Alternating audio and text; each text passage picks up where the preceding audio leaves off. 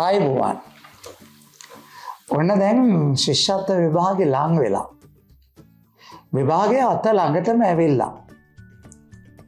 දොළ පුතාලට හරියටම හරි කතාවක් මම මේ වෙලාවේ කියනවා. දුවේ පුතේ දැන් ওই ශිෂ්‍යත්ව විභාගේ පළවෙනි ප්‍රශ්න පත්‍රය තියෙනවනේ.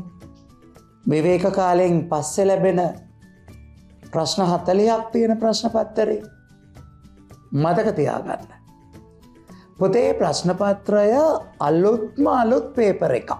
ඒ කියන්නේ මේ අලුත්ම අලුත් පේපර් එකක් කියලා මම අදහස් කරන්නේ ඔයා මේ ශිෂ්‍යත්ව විභාගයට හුරු වෙන්න.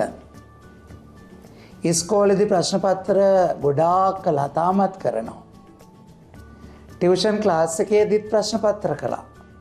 තාමත් කරනවා. ගෙදරදිත් අම්මා තාත්තා එක්ක එකතු වෙලා ප්‍රශ්න පත්‍ර කළා. තාමත් කරනවා.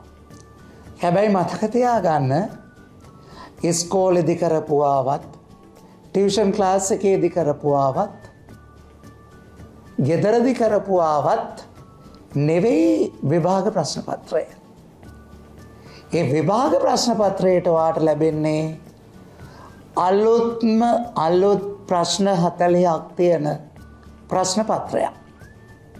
මොකද මම මේක ඔයාට කලින්ම කියන්නේ පුතේ දැන් ඔය අපේ සමාජයේ ගොඩක් වැඩිහිටියෝ අර කැට තියලා කියනවා මෙන්න මේ පුතේ මේ ප්‍රශ්නේ බලන්න මේ රටාව බලන්න මේක විභාගෙට එනවාමයි වගේ කතා. ඒවා පුතේ බොරු කතා. එනවාමයි කියන ප්‍රශ්න මොකොත්ම ශිෂ්‍යත්ව විභාගේ පළවෙනි ප්‍රශ්න පත්‍රයට එන්නේ නැහැ. ඒක මතක තියාගන්න. මොකද මම ඔයාට එහෙම කියන්නේ ඔයා පව් පුතේ. ඔයා හිතාගෙන ගියොත් අහවල් සර් මෙන්න මේ ප්‍රශ්න ටික ෆස්ට් පේපර් එකට එනවා කියලා කිව්වා. කියලා ඒ ටික හොඳට බලා කරගෙන ගියාට පස්සේ විභාග ශාලාවේ පේපර් එක අතට ගත්තම ළඟින්වත් ගිය ප්‍රශ්න නැති වුණාම ඔයා කලබල වෙනවා. ඒ නිසා ඔන්න විභාගේ දවසේ ඔයා කලබල වෙලා එක වළක්වන්න තමයි දැම්මම මම මේ කතාව කිව්වේ. මොකක්ද මගේ කතාව? ශිෂ්‍යත්ව විභාගේ පළවෙනි ප්‍රශ්න පත්‍රයට ඔයා ප්‍රැක්ටිස් කරන ඔයා හුරු වෙන ප්‍රශ්න එන්නේ නෑ පුතේ. ඒක මං වගකීමක් ඇතුව කියන්නේ.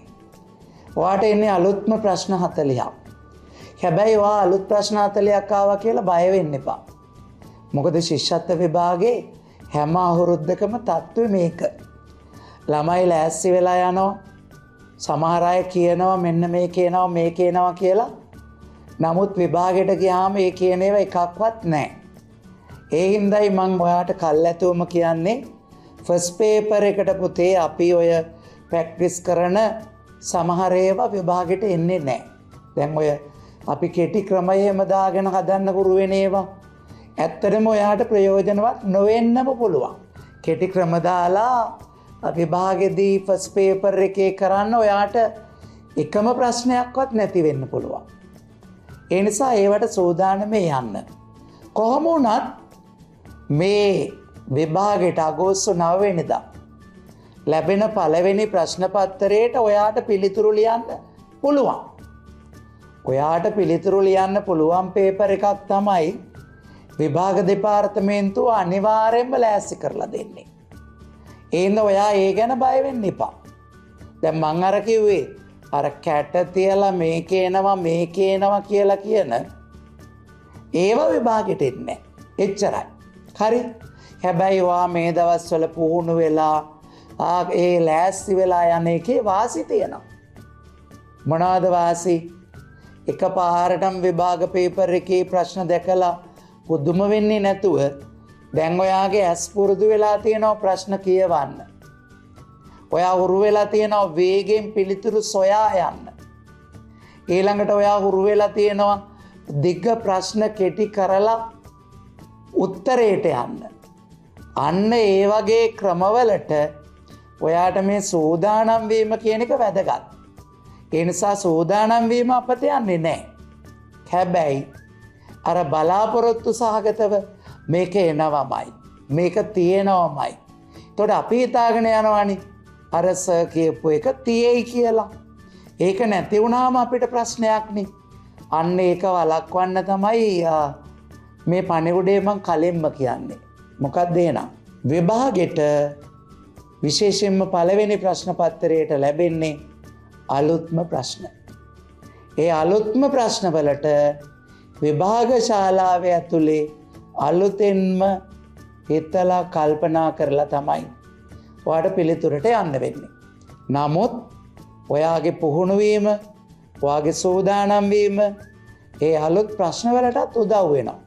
ඒකට බය වෙන්න එපා. හරි. එහෙනම් මොකද්ද ඔළුවට දාගන්නේ? අගෝස්තු 9 වෙනිදා ශිෂ්‍යත්ව විභාගේ පළවෙනි ප්‍රශ්න පත්තරේට අපි සූදානම් වෙන, අපි පුහුණු වෙන, අපි එයිමයි කියලා හිතන ප්‍රශ්න එන්නේ නැහැ. එන්නේ අලුත්ම පේපර් එකක්, අලුත්ම ප්‍රශ්න 40ක්. ඒ 40ට මුහුණ දීම අමාරු නෑ. අපි අලුතෙන්ම හිතලා, අලුතෙන්ම දැකලා, අලුතෙන්ම කියවලා ඔය පැය ඇතුලේ මේ වැඩේ කරන්න ඕනි. හැබැයි මේ වැඩේ කරන්න අපි මේ දවස්වල පළවෙනි ප්‍රශ්න පත්‍ර වලට ලියලා ගන්න පුහුණුව හුඟක් වැදගත් වෙනවා. හරිනේ? එහෙනම් ශිෂ්‍යත්ව විභාගයට ලෑස්ති වෙන විදිය ගැන තව වැදගත් උපදේශකින් මුණ ගැහෙමු. ආයුබෝවන්.